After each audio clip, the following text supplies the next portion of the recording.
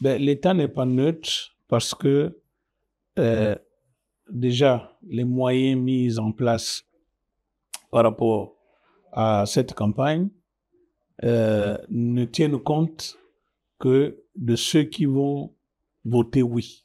Donc l'État a choisi de faire la propagande du oui, alors que l'État neutre devrait permettre aux citoyens du oui et du non de s'exprimer librement.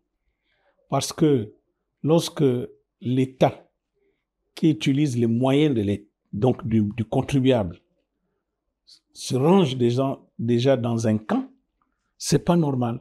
Parce que nous, les partisans du non, nous payons nos impôts. Donc, pourquoi est-ce que mes impôts doivent servir à financer la campagne du oui, alors que moi, je fais la campagne du non? Donc, l'État devait être au-dessus de la mêlée, dont le président de la République, qui représente l'État, il devait être au-dessus de la mêlée et permettre à chaque camp de s'exprimer et tirer les conséquences après du vote oui ou non de ce projet de constitution. Il faut également relever que l'État n'est pas neutre. Pourquoi aussi? Parce que le processus électoral est vissé de bout en bout. Les panneaux publicitaires, tout le déploiement qui est fait aujourd'hui par l'État ne permet que de financer le oui. Les coordinations du oui, provinciales, départementales, à l'intérieur du Gabon, ont voyagé toutes dans des avions militaires, dans des avions loués par l'État. Alors que l'État devait se mettre au-dessus de la mêlée, parce qu'il n'est pas normal que l'État qui reçoit les contributions en termes d'impôts de tous les Gabonais, il n'est pas normal que moi, j'ai choisi le non et que mon argent, mes cotisations, mes contributions, les contributions des partisans du non, financent plutôt le déploiement de ceux qui appellent à voter oui. C'est pas normal. Donc, l'État n'est pas neutre. L'État également n'est pas neutre par rapport au processus électoral, puisque de bout en bout, c'est le ministère de l'Intérieur qui choisit les scrutateurs. Il n'y aura plus dans les bureaux de vote des représentants du oui et des représentants du non. Mais surtout des représentants du non, puisque les représentants du oui, c'est déjà l'État qui est fortement représenté dans toutes les commissions et dans les bureaux de vote.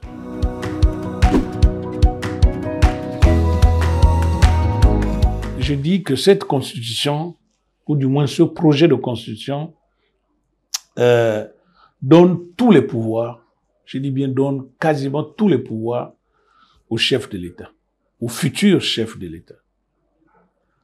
N'oubliez pas que lors du coup d'État, que nous avons appelé le coup de libération, on a reproché à l'ancien président la concentration des pouvoirs. On a reproché à l'ancien président la confiscation de toutes les institutions républicaines. On a reproché à l'ancien président le manque de transparence électorale. On a reproché à l'ancien président le manque de l'indépendance de la justice. J'ai envie de poser la question vraiment aux Gabonais, à ceux qui ont lu cette constitution. Est-ce que ça règle ce problème-là? Est-ce que ça règle le problème de la concentration de pouvoir? Non, parce que le futur président aura plus de pouvoir que même l'ancien. Oui, parce que il pourra dissoudre l'Assemblée, c'est que l'autre pouvait le faire, mais il ne pourra jamais subir la cohabitation.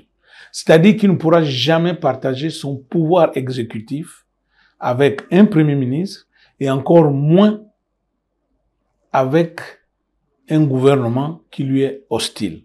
C'est-à-dire qu'aucune cohabitation n'est possible avec cette nouvelle constitution. il a le pouvoir de dissoudre, mais le Parlement ne peut pas dissoudre le gouvernement. Il est toujours le chef suprême. Enfin, les gens ont joué avec le terme suprême, mais dans l'ancienne constitution, où le président pouvait partager l'exécutif avec un premier ministre, on parlait de chef suprême de l'exécution. Là, l'expression suprême n'existe plus, mais dans les faits, oui, il est vraiment le chef suprême. Au niveau de la magistrature, il préside toujours le Conseil supérieur de la magistrature, comme l'ancien, c'est-à-dire qu'il a une mainmise sur la magistrature. Il a une mainmise sur la Cour constitutionnelle.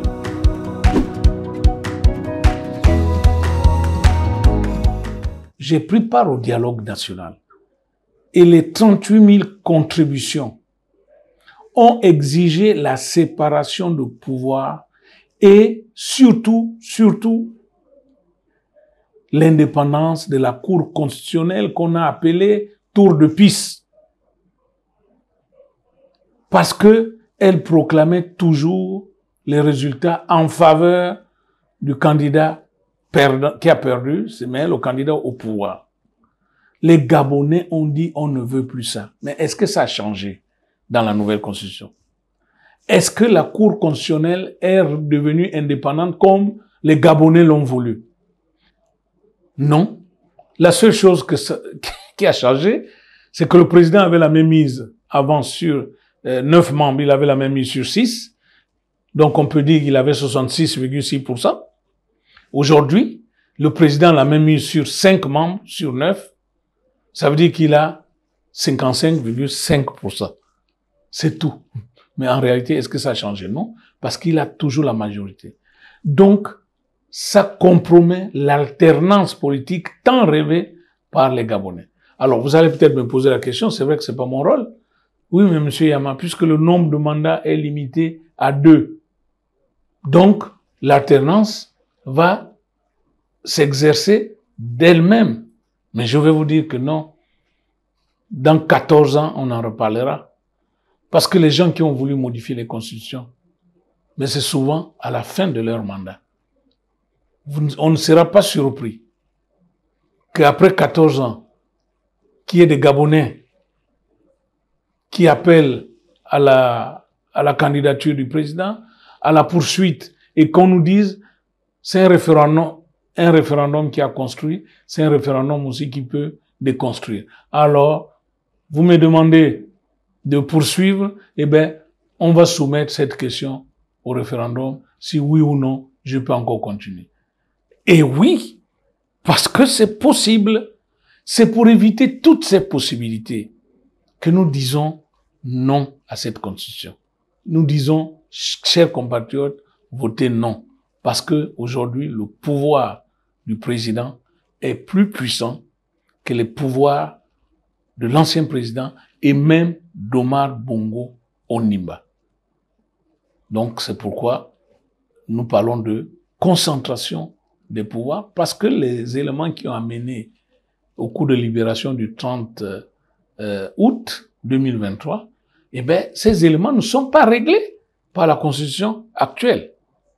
Donc, chers compatriotes, oui, j'appelle à voter non, à cause de la concentration des pouvoirs.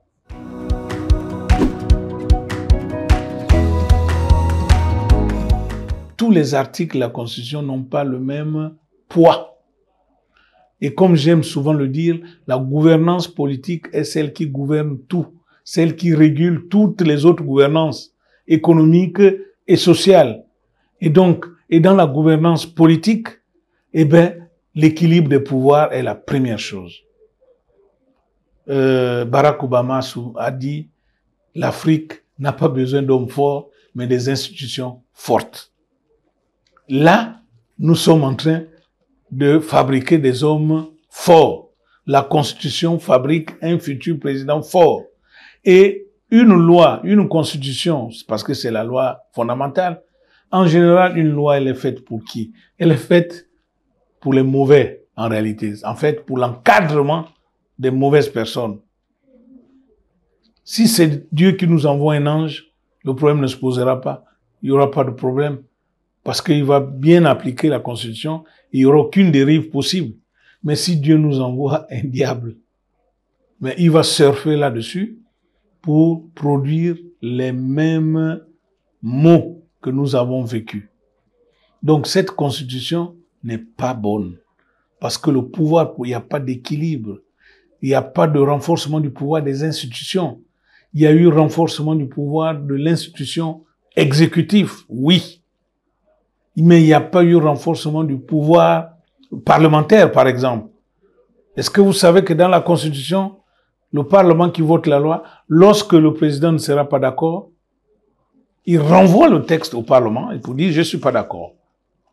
Et si le Parlement persiste dans le désaccord, il saisit la Cour constitutionnelle et c'est la décision de la Cour constitutionnelle qui primera. Mais quelle Cour constitutionnelle où il a 55,5% des membres. Donc, les juges sont viciés et même dans la sanction pénale éventuelle. Parce que comme je le dis souvent, le nouveau système qu'on veut mettre en place, le président de la République ne pourra plus jamais être sanctionné politiquement, puisqu'aucune cohabitation n'est possible. Qu'il dirige bien ou qu'il dirige mal, vous allez attendre 7 ans pour tenter de le renverser, enfin de l'enlever. Vous ne pouvez pas, par le Parlement par exemple, espérer une cohabitation. Donc, le président n'aura aucune sanction politique possible s'il dirige mal pendant ces 7 ans. Il n'aura aucune sanction pénale aussi. Pourquoi? Parce que sur 15 juges de la haute cour, il en nomme 7. Non, 13 juges, pardon. Il en nomme 7. Donc, il a la majorité partout. C'est la raison pour laquelle nous disons que nous ne sommes pas sortis de l'auberge si vraiment nous voulons refonder nos institutions. Nos institutions sont devenues faibles. Ça, j'ai parlé de l'institution Parlement et également l'institution judiciaire. À chacune des grèves, vous vous souviendrez, vous qui êtes journaliste, à chacune des grèves du syndicat de la magistrature, qu'est-ce qui avait toujours été demandé? L'indépendance de la justice. Ça a toujours été le premier point de revendication. Nous réclamons l'indépendance de la justice. Alors posez-vous la question, en quoi cette Constitution a apporté une indépendance de la justice? Donc c'est pourquoi nous appelons tout simplement à rejeter cette Constitution. Donc à voter non.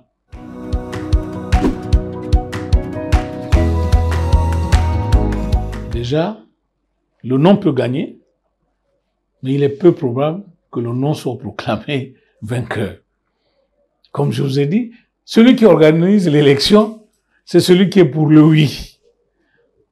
Est-ce que celui qui est pour le oui, de bout en bout, qui maîtrise les opérations électorales, est-ce que celui qui est pour le oui peut annoncer que son oui a perdu? Puisqu'il n'a aucun contre-pouvoir pour dire « Ah, tiens, je suis au courant de ce qui s'est passé ». Non, il n'y a aucun contre-pouvoir, c'est lui qui choisit les acteurs.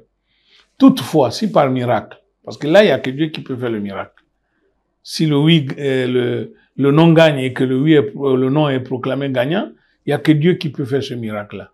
Si toutefois Dieu fait ce miracle, mais pour la communauté internationale et nationale, je pense qu'il n'y a aucune incidence en tant que telle, mais c'est surtout pour le président de la transition qui doit en tirer les conséquences. Puisque les gens qui ont rédigé cette constitution se sont appuyés sur le dialogue national. Ça veut dire qu'ils ont mal interprété ce que les Gabonais ont voulu. Ça veut dire que la traduction des conclusions du dialogue national, c'est mal faite. Donc, elle n'a pas été faite correctement. Ça, c'est le premier élément. Le deuxième élément, c'est que les hommes et les femmes que le président a choisis pour mettre en musique ces différentes conclusions et de conduire cette politique, ben, ces personnes ont failli. Donc, le président doit en tirer les conséquences pour remettre en place maintenant des éléments qui permettraient d'avoir une constitution, peut-être pas 100% consensuelle, mais à une très forte majorité consensuelle. Donc, il n'y a pas d'incident en tant que tel, dans la mesure où le dialogue a annoncé que la transition pouvait être prolongée d'un an supplémentaire. Nous allons partir du moins au référendum plus tôt que prévu. Il avait été prévu en décembre. Là, nous le faisons en novembre. Ça veut dire que nous avons gagné 1 à 2 mois. Et ce 1 à 2 mois peuvent permettre de corriger les erreurs.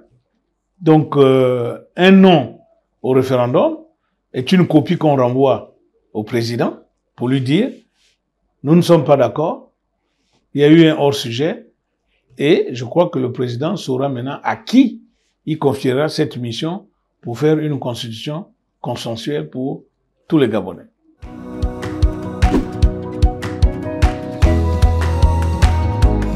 Tout simplement interpeller les Gabonais. Le président lui-même, il a dit.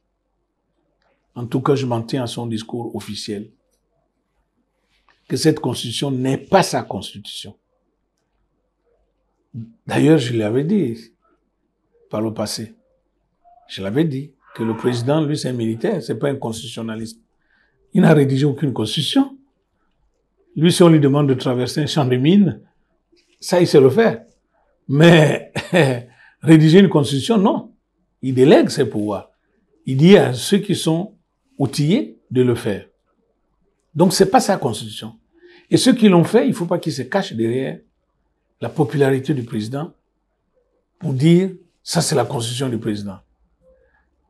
Si vous votez oui, c'est que vous votez pour le président. Et si vous votez non, c'est que vous êtes contre le président. Vous êtes contre les efforts que le CTRI fait. C'est que vous êtes contre le CTRI. C'est le seul langage qu'ils utilisent maintenant pour essayer de sauver leur face.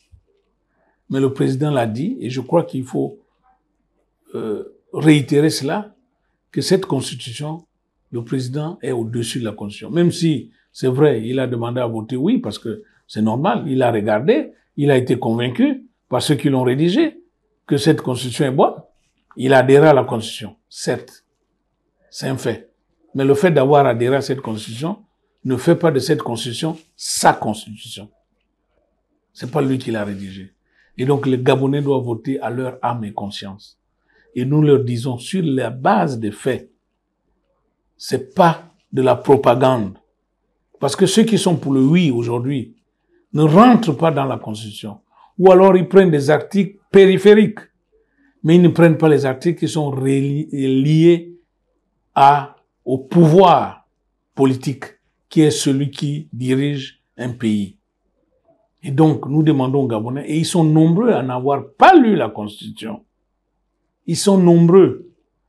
Donc, si vous n'avez pas pris la peine de lire cette Constitution, posez au moins les questions par rapport à ce qui nous a amenés au 30 août 2023.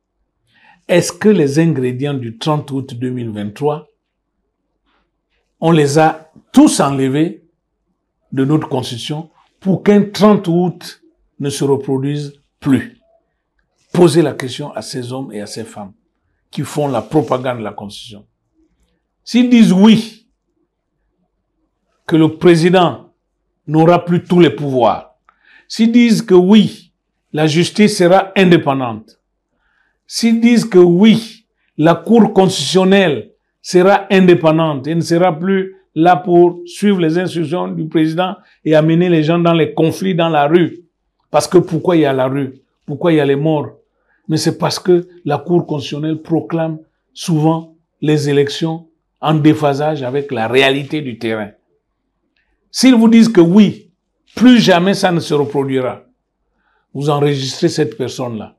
Si ça se reproduit 14 ans après, 21 ans après, 28 ans après, il faut que cette personne qui vous a mené, chacun doit prendre ses responsabilités. Parce que si on retombe sur les mêmes travers, ceux qui appellent pour voter oui là, ils doivent être poursuivis en justice. Oui, Ils doivent être poursuivis en justice si les mêmes travers reviennent. Parce qu'ils auront favorisé l'instauration d'une constitution qui va encore amener aux événements de 2016 avec des morts, aux événements de 2009 avec des morts à Port-Gentil, partout dans le Gabon. Nous, on ne veut plus ça.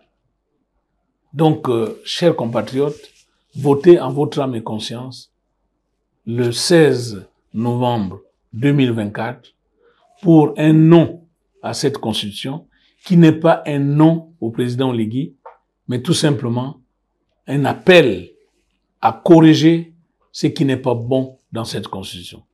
Je vous remercie.